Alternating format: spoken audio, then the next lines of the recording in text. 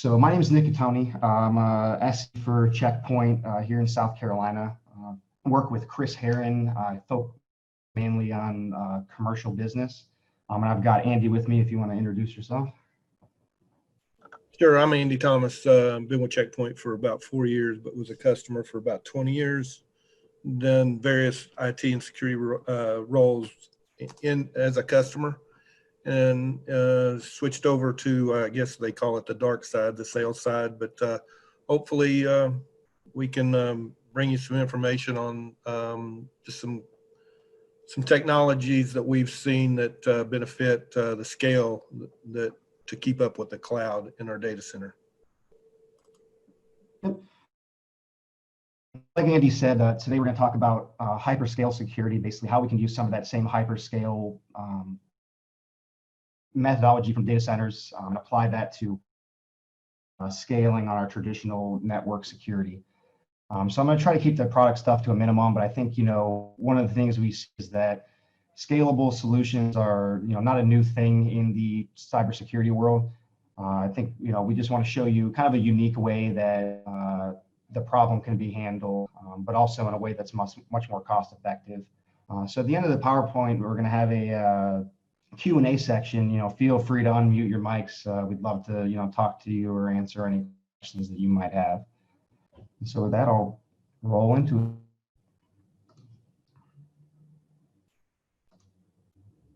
it. So I want to start with the typical conversation organizations look to move to the cloud.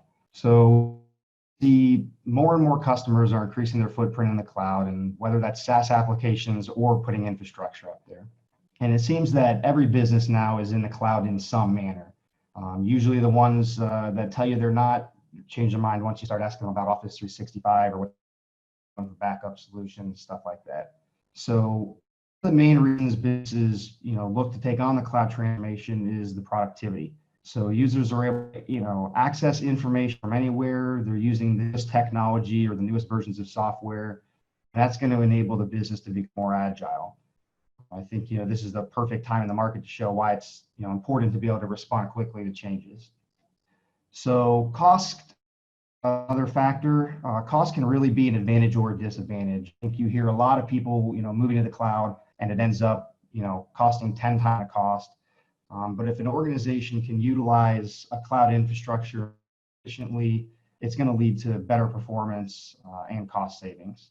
COVID, again, is another great example of how businesses can, that are in the cloud, more of the ability to scale down and really just utilize the resources that they need rather than having all that overhead of, maintain data center, which is going to, play right into the topic of flexibility. But going to a public strategy, it's not always the perfect solution. It's not drawback free. So the organization is going to lose control over the hardware. You're trusting all your data in the hands is a new challenge for security teams. They're going to have to adapt to new strategy. They're going to have to secure the cloud environment. You're going to have to keep track of your assets in the cloud, but you're also going to have all of that traffic going from the cloud, from your on-prem data center or from your users to the cloud. And that's another thing that you need to keep in mind about, being handled. And then last thing to point out is unless a company is born in the cloud, meaning they started up there and that's really what they've got, it's hard to see most customers cutting the top, all ties to the data center. If you take a look at some recent trends, it's clear to see why the public cloud it's clear to see that the public cloud is being used to complement on-prem data centers or private clouds. So you see 87% of organizations are using some form of hybrid cloud strategy, with major enterprises conducting a majority of their workloads in the data centers or private clouds. So, another piece that plays into that is mentioning that a lot of organizations have to battle compliance moving to the cloud. So with a large amount of workloads remaining in the on-prem data center, how can we put a security solution in place that has cloud-like scalability to meet the data center need? So the scalability of network gateways has always been difficult to achieve. You've got devices that end up needing to be replaced by better ones. I think they say network traffic, we're seeing like almost a 3 times increase every single, year over year. So you're, constantly having to replace network devices to keep up with, the needs of the data center.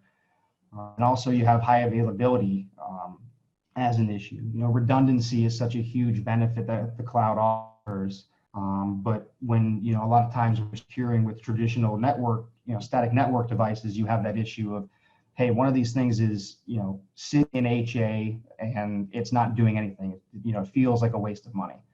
So what we're going to talk about a little bit later is kind of a unique way to address this problem, use a true N+1 solution, really something where we can just keep adding resources, address the scalability, but all done this question by eliminating those idle resources that are not doing anything. So this is where HyperScale technology comes into play.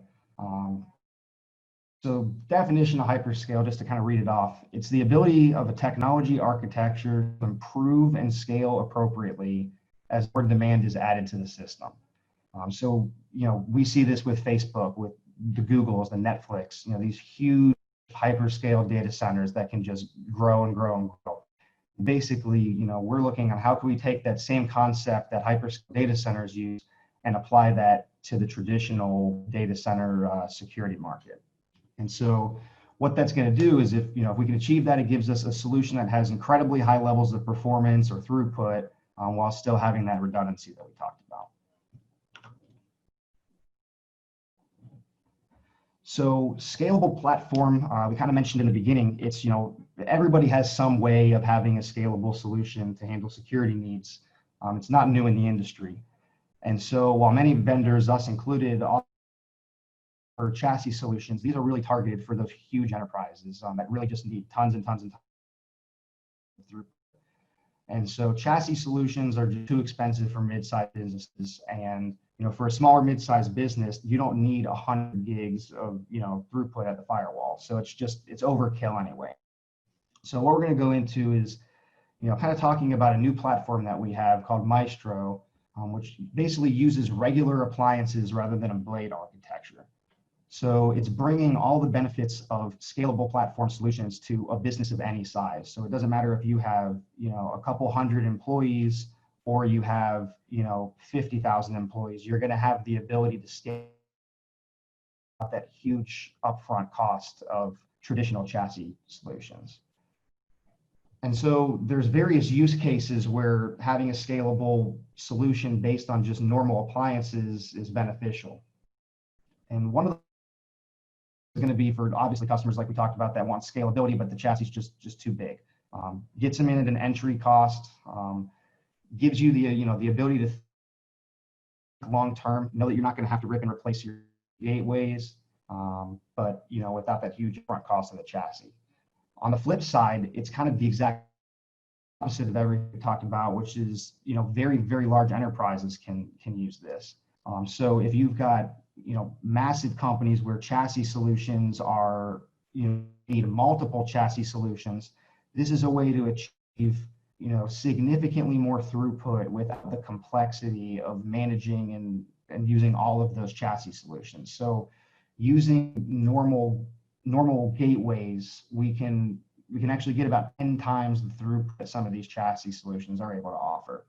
And then, we talked about I mentioned managing multiple chassis systems. That's kind of the last customer that really, this use case makes sense to, and that's for people that want to consolidate resources under the same management platform. So, the whole, one of the huge benefits to a hyperscale data center is saying, hey, we have that automation, we have the ability to just keep adding resources and have the environment scale to us. If we apply this to security, it's not useful if it means, a huge headache in management. So there's a way that we can, keep the same scalability, but just keep, adding on to it while keeping management, just a single object. And so from there, I'm gonna actually break the share for a minute and head over to Andy, who has some, more slides on exactly how we can kind of take another look at how to handle, a question that has traditionally caused the headaches.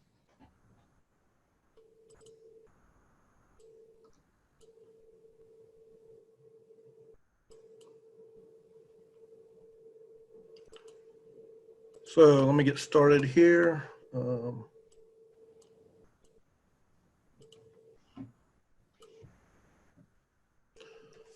So good setup, Nick. Appreciate it. You'll hear me probably be redundant in some of the statements Nick made, but just to reiterate some of them. So he touched briefly on why we need HyperScale. We should just put this: why do we need more capacity in the data center? I was told whenever everyone was started to go to the cloud, that there would no longer be any need for inspection of, hardware appliances or inspection.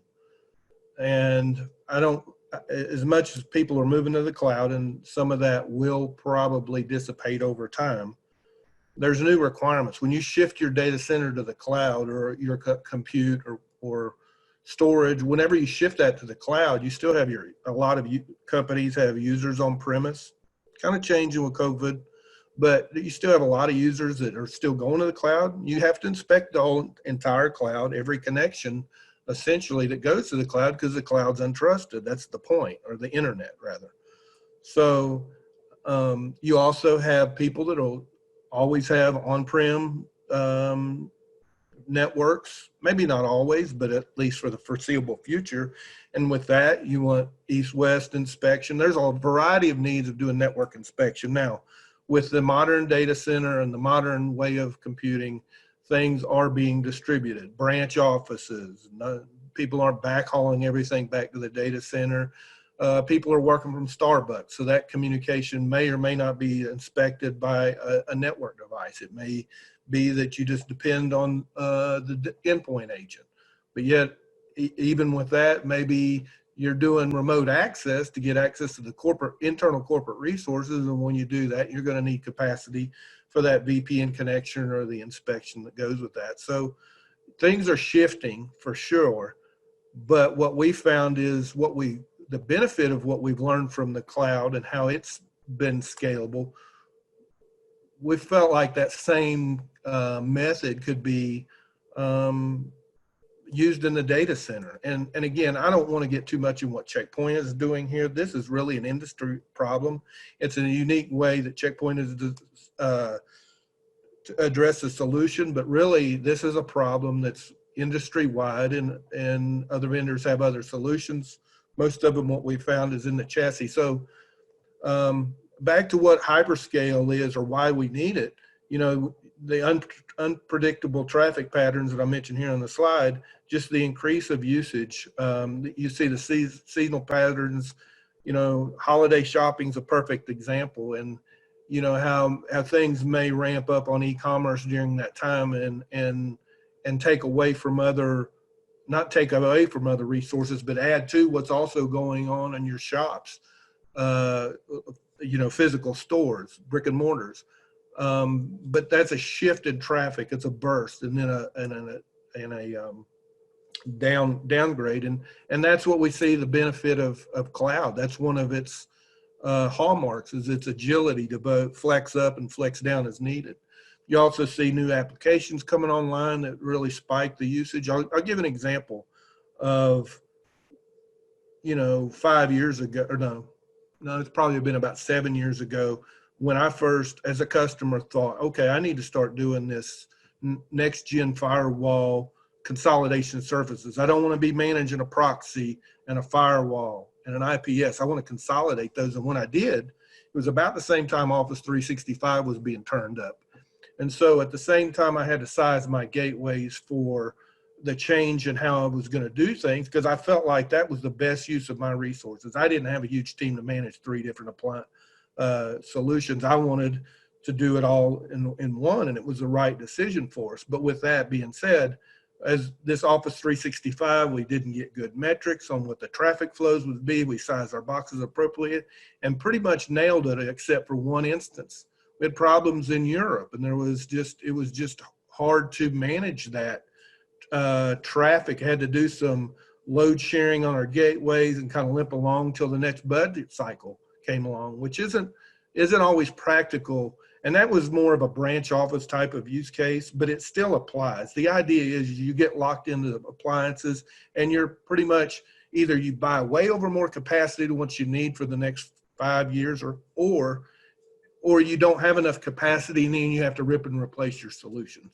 So for that solution, it would have been great to have an alternative like this, a scalable platform that allows you to grow the solution without having to rip and replace. As I mentioned, the movement to the cloud isn't limited to SaaS, which that was my use case, but infrastructure service, huge. That's really a lot of your data center moving out to the cloud. And then platform as a service, and there's going to be, as a service, I think it's infinite of the methods that we're going to be putting stuff in the cloud. But as I mentioned, that whole consolidation of network security inspection, that drives up the need. And maybe a lot of companies, what we find is they start off and they'll maybe consolidate, like I did, IPS and proxy or some other function, DLP. But when they do, a lot of times they don't do the SSL part of it. And then so they need SSL turned on, inspection turned on. So where are you going to get the capacity for that? You're going to go out and buy another HA pair just to handle this. That's been the old methodology. So we're looking at, kind of turning that up and in the right situations, coming up with something that you don't necessarily have to keep ripping and replacing, upgrading gateways, and you don't have to buy a full-on chassis to grow, that you have options. Just to fully complete that, some of the other ideas like the remote access I have on the list here, that's another thing that's driven more, the more capacity requirements is COVID and more people are working from home. So that could have been a perfect use case for why you would need a extendable solution where you're not locked into, where you could add capacity. Maybe you've got all this set up and configured, and remote access was one of your deployments in a orchestrated type of solution. That, like in Maestro's case, all you would need to do is throw in another gateway. So just examples of why we need it. I think everybody understands that we're trying to catch up with something that's impossible to catch up with. I mean, it's just constantly, we're chasing security essentially. So why do I need an alternative to a chassis? So chassis, as Nick mentioned, chassis have been the solution for scalable capacity adds. And they're done through blades. You basically have a switch in a device that distributes the traffic to multiple blade security gateways. They're essentially blades within the hardware. And, a lot of times you're limited to 8 or 10 slots. How many are slots within the size of the chassis is? And that's been effective on really large organizations, but it's extremely costly to get into a chassis. And how do you do it? Do you fully populate it to start off with, or that can really get expensive. That's why I mentioned the entry cost to that for smaller orgs. They didn't have an option. There was no small chassis. There were usually 2 options, more of a medium and a large, but it just wasn't practical for most businesses. And, even within that, you're still in the LHA model, even on the, high availability within the chassis. You do have some of the N+1 type of HA capabilities built in within the chassis, but that's another thing that, what we're talking about here. What Checkpoint has done is put basically a switch in the top of a rack and then allowed you to fill up that rack with as many gateways. I wouldn't say as you want, but there you'll see the limitations. But much more than what you could actually fit in a chassis. So therefore the throughputs are much higher than even a chassis. So you can start small where you can grow into it. And then you have the ability to auto scale. There's orchestration built into the system to, just like the cloud, you automatically add resources and upscale and downscale based on capacity requirements, based on thresholds, and we'll see a demo later on that. So this is an example of just some of the throughputs that you can get. So almost a terabyte of throughput. Some of this is theoretical, but it's still a significantly amount of traffic throughput inspection that you can get from a chassis platform. Pardon me. So the auto scaling can be for your traffic going to the cloud or branch offices. Really, the use cases we'll talk about a little bit more. You have a RESTful API that allows for the orchestration. As you can see here, you've got uplinks and downlinks, as you would imagine, and your downlinks are 10, 40, or 100 gig, and your uplinks the same. But you just have the ability to basically, the user communication goes to the switch, and that's distributed between the gateways. And we keep session management synced up. Each group of appliances are put into what they call a security group, and that security group is basically what you would have in a gateway instance.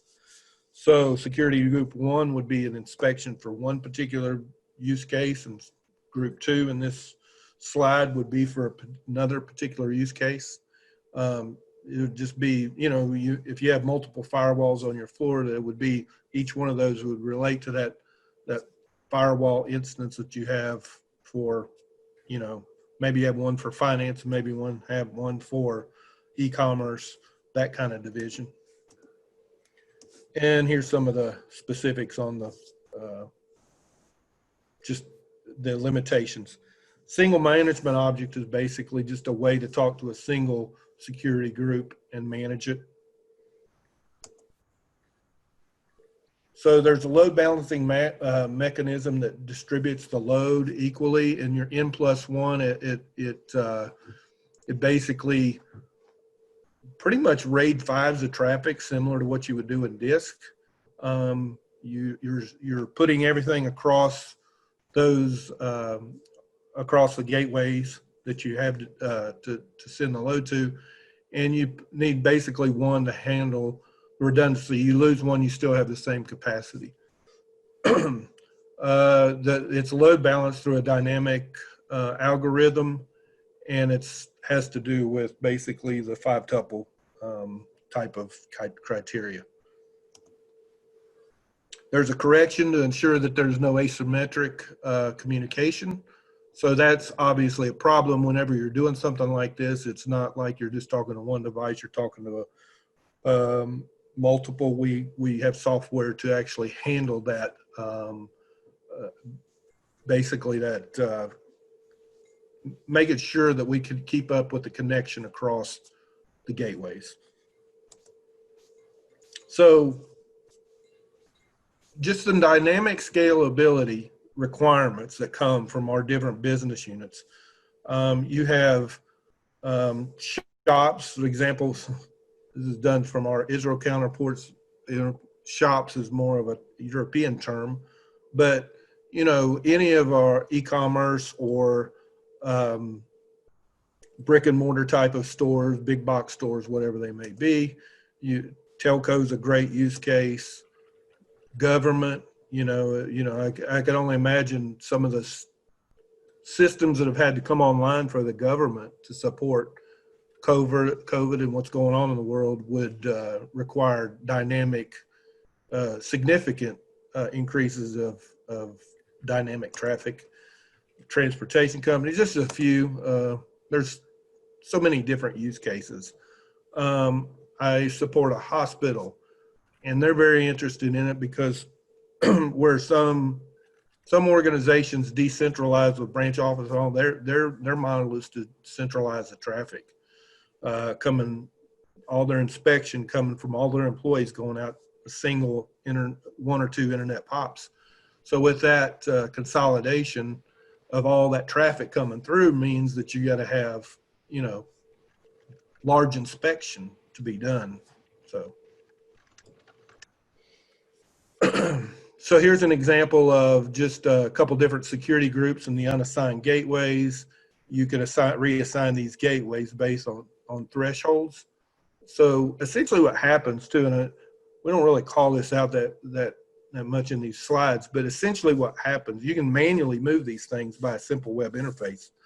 But essentially what happens on the auto scale is you set threshold policy, and if a certain security group, it's over 50% CPU utilization, you pick your own thresholds. If you get to that, you say, okay, things are going to happen here where I need to move in more resources. It automatically does that for you. And again, that's what we'll show in the demo here in a minute. So here's an example. Okay, so I'm not sure the significance of this 30 here, but you've got threshold set. Your 70 is the threshold. 62 it looks like it's at right now. You add the other gateway, and now you're down to 25%. So again, the benefits are it's more for any business. There were limitations in scalable solutions to really large companies who could purchase really large chassis. And that has been an inhibitor, and it's not been fair. It's not been a fair playing field for smaller companies to not really have an option, but to keep having to buy, rip and replace gateways based on capacity needs. Again, buying way more capacity than what they actually need at the time, and just letting it sit, or buying it more, right sizing it, and then finding out because a new application comes along or there's a shift that there's going to be enough capacity. I mean, just being into in that situation, it's just not a good solution. With this, with a scalable platform, top of the rack, you got a switch that you put in. You just add gateways in as needed to address capacity. It gives them much more flexibility. Andy, if you don't mind if I add a point to that, I think sure, absolutely. One of the benefits I like is you could see kind of on your slide there, the start from little. It using the same technology that you're already going to have securing that network, meaning you can start at a right size solution and then find out later that you need the scalable solution and add that on down the road. So you don't have to go all in on a scalable solution right off the bat. You can just protect these assets like normal, and then put in a scalable solution. The other piece of that is Andy talked about new inspection you find out you have to do. Let's say all of a sudden you decide, the organization decides that you need to inspect, SSL traffic. You can also, instead of having, if you're in a chassis solution, instead of having to buy an incredibly expensive, additional blade to run that, you can just put even a smaller gateway in. So you might have two large gateways, and then, let's just add a little bit more on top of it to be able to handle the needs that we need. So I think, those two things are worth pointing out for showing, how this really can help not the giants, how it can help your average businesses handle the scalability problem. Andy, you gave the example of the offices in Europe generating more traffic than expected. Do you provide an inspection solution that does not require the traffic in Europe to come back to the USA? Yeah, in that example, that's exactly what it was. And this is not like we're doing this in cloud. This is on premise. So this was actually the European gateways were sitting in Europe. So yeah, it didn't have to come back to the US. We were just, the company I was with we were distributed, but we had regional data centers. And since then they've done even branching out to where they have more of a direct internet access from their branch offices, but those regional offices kind of provided failover if there was a failure in the direct internet access at the branches. But with that said, they still had those regional data centers. They had DMZs. They had other capacity requirements other than just outbound user traffic. So you had inbound. But the point is where it was really pushing the need for more. It was putting Office 365. That was the one single solution or problem that was introduced that really caused the need for additional capacity there. But does that make sense? Yes, thank you. Sure. So Nick makes a great point too. There's so much flexibility in this, and the fact that when we started out, we were limited to certain models that could participate. To explain this orchestrator that happens, something that happens too that I kind of flew through and didn't touch on it.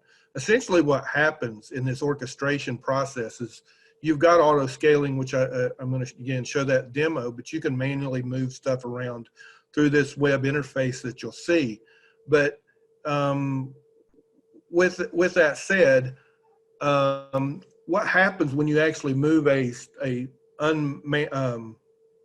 untagged resource, a gateway that's unused, into a security group? We basically deploy the code, the proper code. It could have a release of software on it that is not current. Maybe it's newer or older. It doesn't matter. When it's moved in that security group, that's wiped out and it's re-imaged with the proper software version, and it receives the policy for that security group. And all this happens automatically through the orchestrator and another gateway that associates that deployment. That all happens within like a 5-minute process. And again, we'll see that in an auto deploy environment. But what's also cool about this is when we start out, you were limited to certain gateway models. We've opened it up to all our currently supported gateway models. And it used to be that particular gateway models had to be identical within a security group. That is a limitation now, but soon it won't be a limitation. So what was really cool is theoretically what you can do is you can migrate to all newer models without any downtime. All you do is just move the new models in the gateways, take the old ones out. So that's one use case of the benefits of this whole orchestration. So you don't really have to do anything other than just hook the stuff up and move it over, and it automatically repopulates all this stuff. And this is the way stuff is done in the cloud. It's automatically provisioned. It's auto scaling like you see in Azure and AWS. So we're really trying to take the idea we took more from Google of how they took and put us, how they distributed stuff. They used what we call a top of the rack switch, and then put all these devices, connected them all together in a single system. So I'm gonna do this demo. There it is. I'm deciding.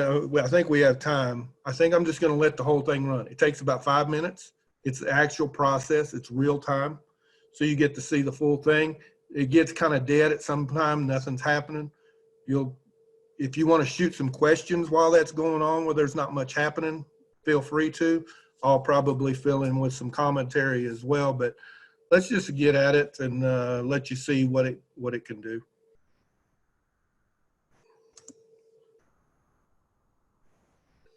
So what you see here is 2 gateways already in a particular security group configuration. And it has no auto scaler settings, so we're turning on auto scaling here, and we're adding the configuration for it. So it's telling it what to do in a scale up situation. If there's more than 70% CPU for consecutive 60 seconds, and then we're changing to 30 there to speed things up. But well, actually, it's changed to 50. I'll let the screen tell you. I don't have it memorized, all the parameters. But as you can see, this is your scale down rule here. And you got a couple different parameters, what you actually scale down or scale up on.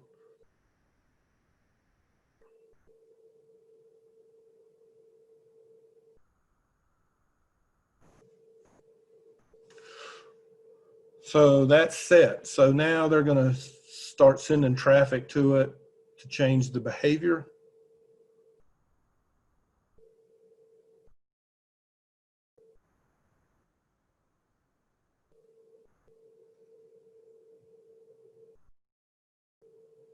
So as you can see, the CPU utilizations and the average for the 2 gateways. So it's 44% now.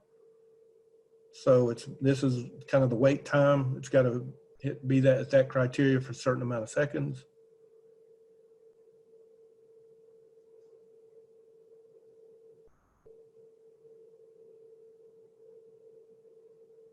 So we're looking for a scale up event. So watch the top one.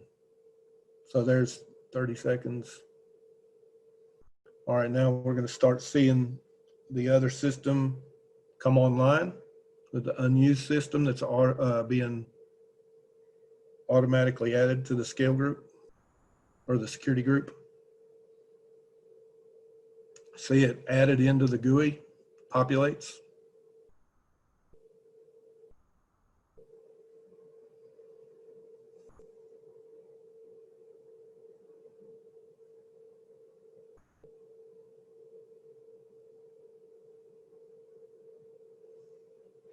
So you see the node detached. It's getting its configuration now. And this is kind of where it gets boring. Any questions about what's going on the screen or anything? Is it clear? I'll point out here, you see this. This is the version. This SP is a scalable platform operating system that it runs. You got 2 of 3 SGMs or security gateways. SSMs or security switches or orchestrators.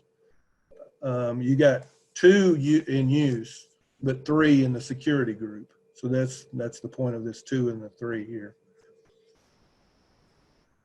You get the policy, firewall policy update. So that's what's going to get deployed, the firewall policy with that date.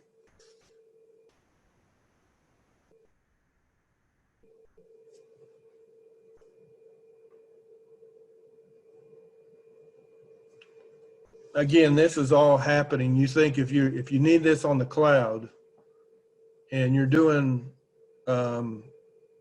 inspection, you're going to have the ability to scale up automatically on-prem as well. Either that or run way over capacity. Like, again, you get the benefits of moving resources around. Another point I didn't make earlier too is on the whole portability of the gateways. Maybe Nick touched on it, but that you have the ability to not only use these gateways, you could use them in an orchestrator and all that. And maybe your orchestrator is good, your Maestro solution, it's good. You can take and use that gateway, take it and send it to a branch office or something like that. You can pull them out of here. Obviously, there's no special, they're the same gateways that you buy for non-orchestrated environments as well. So that gives you a more flexible investment, right?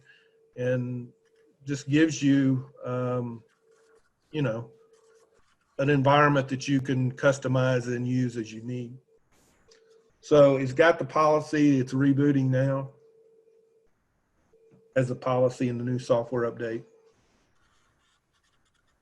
You still see it up here on expired on everything, but it's in the scale unit. You're running still hot on these 2 members.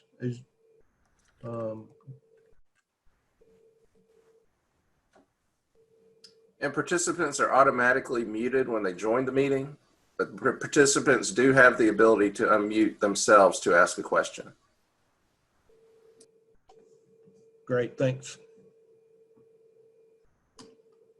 Now you see things average out, average CPU utilization is going to come more normalized as load gets distributed to that 3rd unit. And then, Andy, another thing that I know I see with our customers is that this also kind of helps, you know, from a high availability perspective. Instead of having a gateway, you know, sitting there idle, you know, you can use this in the sense of as long as you can handle, you know, 1 member being down and handle the, you know, meet the traffic requirements. This makes, I know it's definitely a rare occasion, but it makes the RMA process a lot easier as well, because if anything, you know, happens and you need to, you know, swap gateway members, it's just, you know, automatically built, you know, as quick as you showed in the demo. All right, so that's the demo. Absolutely, Nick. That's perfect lead in. I mean, that whole HA, that always bothered me. I had a box sitting there. That's why I turned up load sharing when I could. But Load sharing is also not good. If you actually lose one of those load sharing members and you were going more than one unit could actually process by itself, then you're oversubscribed on capacity again, and you can't ever count on not losing a gateway. This ability to do being able to lose a gateway but not having a 50% or 100% overhead for your gateway counts is another huge advantage of the platform. So it just gives you a better way of managing your security spend, your investment in a multitude of ways. Again, I just want to just say, you know, we kind of did go into the product a little bit because that's what we do. We see it as a problem, and whether other vendors come along and do something similar, we don't know. We just know that this is a unique way to really address the scalability problem in the data centers. Again, I don't believe all the processing and security inspection can or ever will be done all in the cloud. The cloud has to have connection points from somewhere, whether it's a mobile device, whether it's an endpoint, or whether it's network connected to the cloud. There's got to be inspection done somewhere to give us that security trust that we need. You know, the internet is untrusted. We can't say that we trust it. If we're not going to trust it, then we have to inspect it and give a disposition of what we see, give protection or prevention. You know, prevention is something that I think is so overlooked. And if you're really able to, the more you're able to inspect and detect maliciousness, that much more that you'll be able to prevent. So again, whatever you do, find solutions that can give you the full inspection. Don't take shortcuts and not do SSL or other things because it's too hard or it's too resource intensive. There are solutions to help you scale in a way that you can get the inspection that you need. All right, do we have any questions? Hopefully we have answers. Now, for configuration consistency, is Maestro able to manage devices in multiple locations? So we do have a redundancy solution, and this is something that wasn't an initial product, but is now. As long as you have good connectivity, you can put security groups. You can use gateways in disparate locations in the same security group. So that means, yes, absolutely, you can do that. Most of the time, it's somebody's large data center, their production, and then their DR environment, that they have a redundancy, WAN redundancy and BGP, and they'll be able to fail over to the second data center, and that's how it's done. But we've got, I had a slide, what didn't make it here, but basically showed you a security group that went across site, or one that ran in, and then ones that ran individually on the two different data centers. So yes, but I would say that you would probably do that in, you know, maybe two sites at most, I would think. That's typically what it is, and it's for those larger things. If you're thinking a branch office, there's other ways of doing those kind of inspections, whether it's inspection in the cloud or on-premise gateways. And do you typically only inspect your own company's traffic, or if you're collaborating with another company and they're accessing the cloud, does their traffic go through your device before going to the cloud? Only if they're connected through your network. Obviously, this is an on-prem solution, so wherever that inspection point is, so it would depend on the topology of your network. Some bring partners in like that and then feed them back up to the internet. There's like in the hospital case, there's times whenever they do partnerships with other hospitals, and the big hospital would have say in what the little hospital does and says, we're going to inspect all your traffic. So, but the inspection isn't done in the cloud, even though it works like the cloud, and it's technologies that were basically born in the cloud. This whole auto scaling idea, it really is still on premise. So it would depend on the topology. Good questions, though.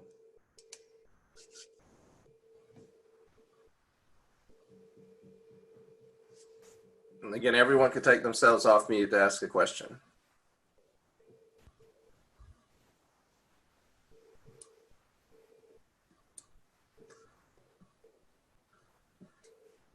along the lines of site redundancy, there's also a lot of people say, okay, that's great. You're going to give me this switch basically to distribute this traffic to the gateways, and the gateway can fail and you have enough capacity. What about the switch? Well, that's one where you have the choice. You can run a single switch, or and this is to consider it as a single site. You can run one switch, but then you got a single point of failure. But the switches, aren't really as costly as the gateways, depending on the gateway models. But the switch essentially can have redundancy if that's a concern of a single point of failure, in which there are. Most customers buy two. Yeah, and I was going to actually add that to the first question, Andy, is that, the switch redundancy can be done over, multiple sites as well. So you can have a, right, second stack of, entire solution at a, secondary data center. Hey guys, this is Chris. I just want to make one comment. I know Nick and Andy have both mentioned this, but from what we've seen, people at different levels within an organization have a different appreciation for the solution. People who are more hands-on, appreciate the technology and how innovative it is and how it can allow them to be more effective and more efficient in what they do. As you move up, people are more appreciative of the financial impact. And again, this is the part that was emphasized a couple times, but I want to emphasize it again, just because we've seen it play out where, instead of buying capacity that you think you're going to need in 3 to 5 years, you buy the capacity you need now. If you grow quicker than you thought you were going to grow, you just buy the additional smaller gateways sooner. If for whatever reason you don't grow as fast as you thought you were going to grow, you just don't buy those gateways as quickly. So it allows you to be a better steward of your company's financial resources, rather than spending a lot of money up front on something that may even be obsolete sooner than you thought because of rapid growth in the company, or spending a lot of money and not ever actually hitting the capacity in 3 to 5 years because COVID and you didn't grow as quickly as you were going to grow. For people who are very budget minded, this is also a very good solution, in addition to people who are more just concerned with the technology. Leave it to the sales guy to bring in the financial impacts to keep us honest. Right, Chris? And at the end of the day, something can do everything in the world, but if you can't afford to pay for it, that's right, it's not going to benefit that company. Yeah, that's right.